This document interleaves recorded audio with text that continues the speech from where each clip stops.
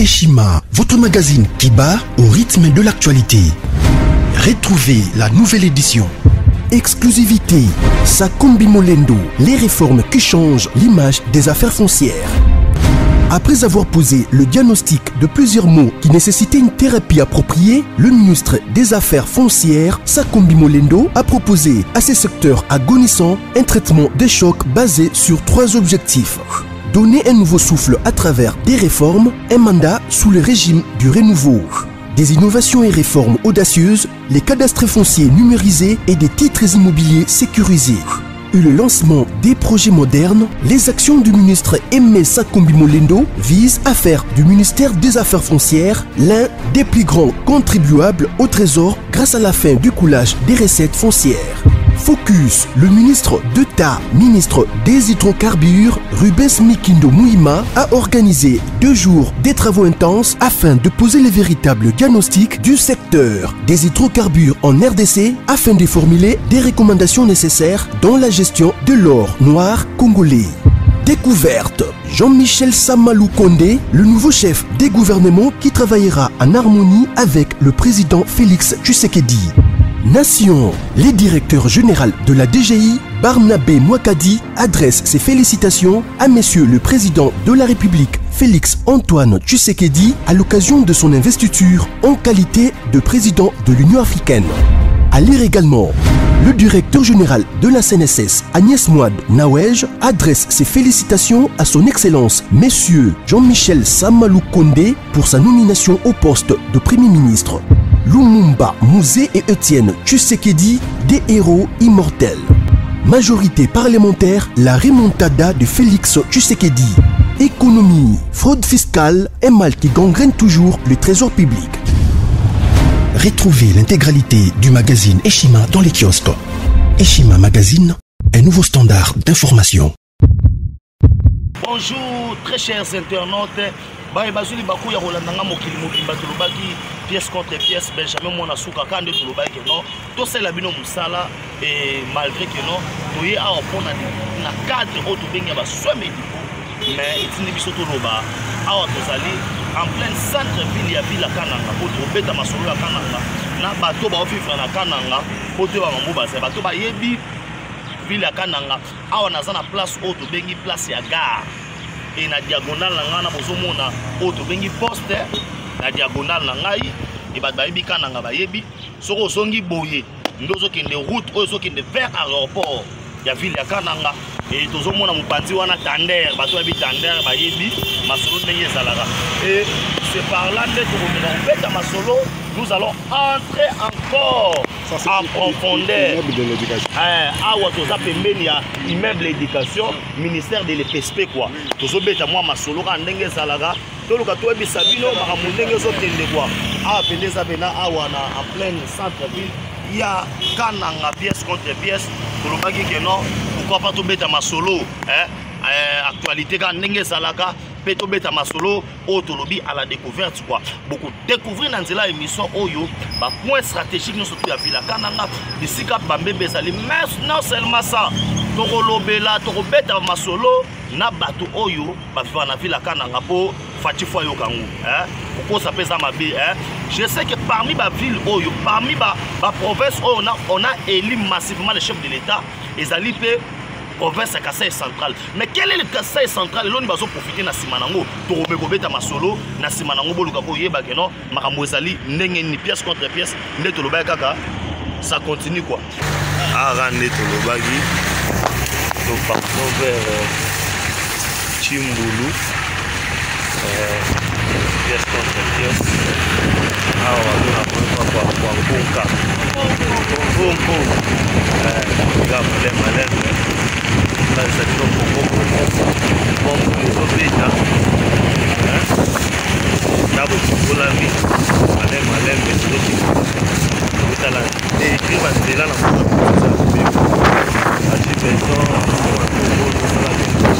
vraiment bandeko kande tolobaki tozokontinue tolakisa bino là awa tozokende déjà na vers Chimbulu na uti bongo na kananga mbulu zobeta pièce contre pièce Benjamin Mwana Suka tolobaka na sisor le kota na Congo profonde a tolakisa ta minzela eza okufa vraiment bateau ba okamba mboka na biso po boye baboye na biso na lati boye banderet à député parce que un député provincial moko en député provincial moko en demande non natambo aboye pona mo bataka seri na nzela et tout pour ça na la sabino kaka nde masolo ezali ko kende bino mozo mona ndenge makambo ngo ezali kwa awa totelemi azokende dawo kota na mutuka elakisa bino mamu ndenge ezokende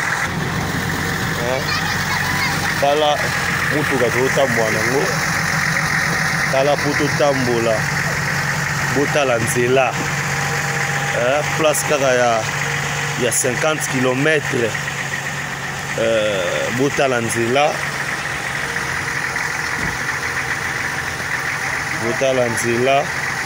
c'est regrettable.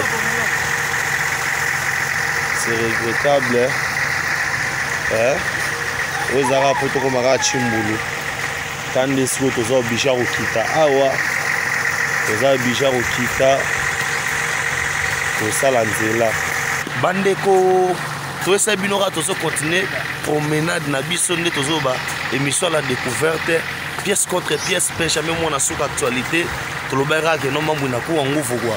Ça veut dire bah pièce en haut et en haut yo total des graines et les agodaye. Ah ce qu'on les a boua bah kiti. Na mutu ko toza nango bah kiti. Bon mon na simana ngawana.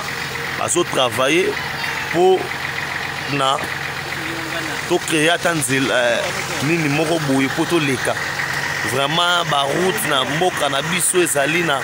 C'est pourquoi prochain gouvernement Oyokobima boza na charge tala nzela oyokoma biloko rolia mais tala nzela tala degré biso to na jeep na sima awa mais tala rak passe pour na koluka soki pe ko sala ndenge ni wana to senga penake no moko na moko to ba kobongisa e ko sala malamu kwa to ba pena kobongisa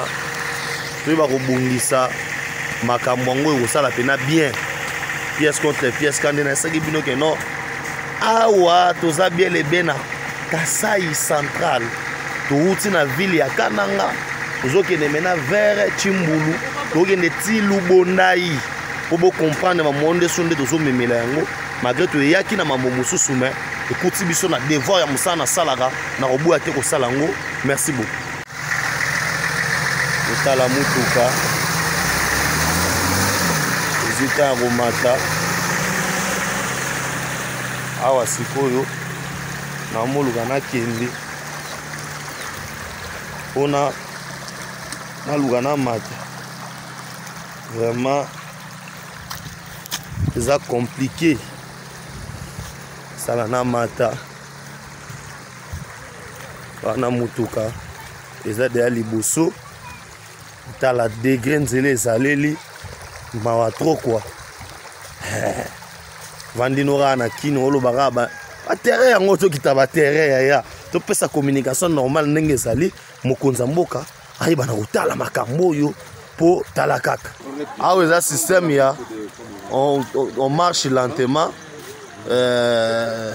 nous avons le chef Chimbulu derrière nous et nous marchons petit à petit avec le chef coutumier moninga lati banderet wana ya député parce que moko ba député abike no pièce contre pièce le rôle belaka biso faut la tango pe no tambola pona nzila mutatu ngiso ezate mais nazo biso ke mawato to tamwana chef wa mais bisimino ke no c'est déjà mais mona simananga wana le chef Chimbulu ye mwa za sima wana wala ti muniri lo la ngai wana mukonzi na biso to tambola mais nzela mawato tozo obligé kokita mutuka yango wana ezoya tala ndenge mutuka ezokende na souffrance akosakana te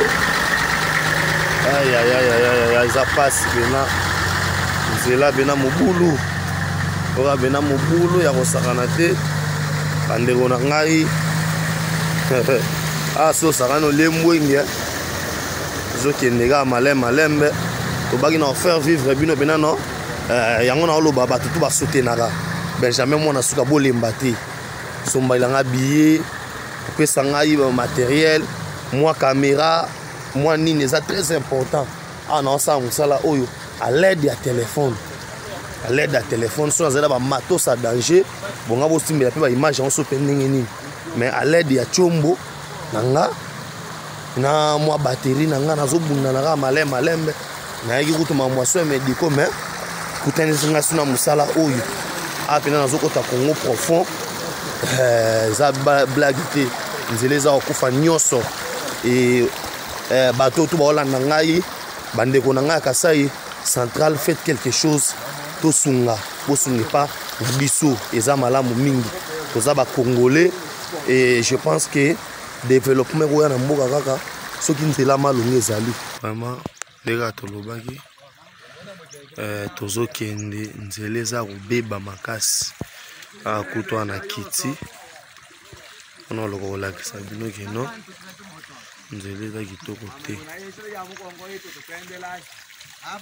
nzela eza mabe kasi oka pena keno mabe ya mabe asosakani kolia mbwenge okwei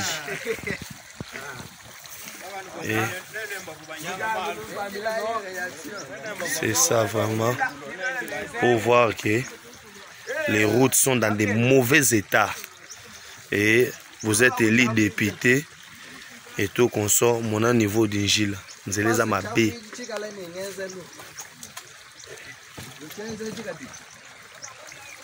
et botala bino moko je sais pas si je vais tomber ici hein nzeleza mabe tozokende malembe bisika wapi kaka makambo oyo baboma les désespère ya Nations Unies oyo kaka bisolo Benjamin abetaka ya les désespère oyo vidéo yango oyo pièce contre pièce nazokita déjà tala banzela na biso awa toti kobima na oto tala degré nzela eza kokufa tala degré nzela eza kokufa mutuka biso toa nango yango wana kuna tokangami likolo nde tolobaki tozotambolaka malembe ti tokoma na Chimbulu avec notre chef awa toza na rivière ni chef rivière Moyo tomoni pont oyo basala epa excellent honorable Martin Kabouya Kabitanga pont basala bozomona combien Congo eza riche sotali kaka mai wana yango moko ozomona mabanga mai oyo soko ye na bakisi oyo toleka okoleka te sopo oyiba biloko ya bato aokoleka te okotikala pour vous dire que non tozokontinue kaka balade na biso malembe ti tokoma kuna.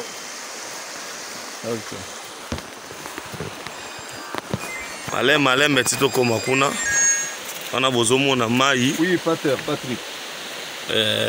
Pièce contre pièce balobi TV zali radio te mai oyo eza mystique soko oyiba osala so mpe ndenge nini. Voilà comment le Congo est riche. Patrick, je suis en route vers Chimbulu. Patrick. Le Congo est riche. Au senti maintenant non mabanga danger. Au territoire à Dibaya. Au territoire à Dibaya. Ozo kende. Au moins na mambwaka mwena sapwa live na esaki bino keno to kende ti koto bakunda zalina catalan po na ba na bino keno pièce contre pièce lokuta mabe faut to mona pena ba réalité no surtout. Vraiment to baki to continuer grand chef azota musabiso a to tala niveau école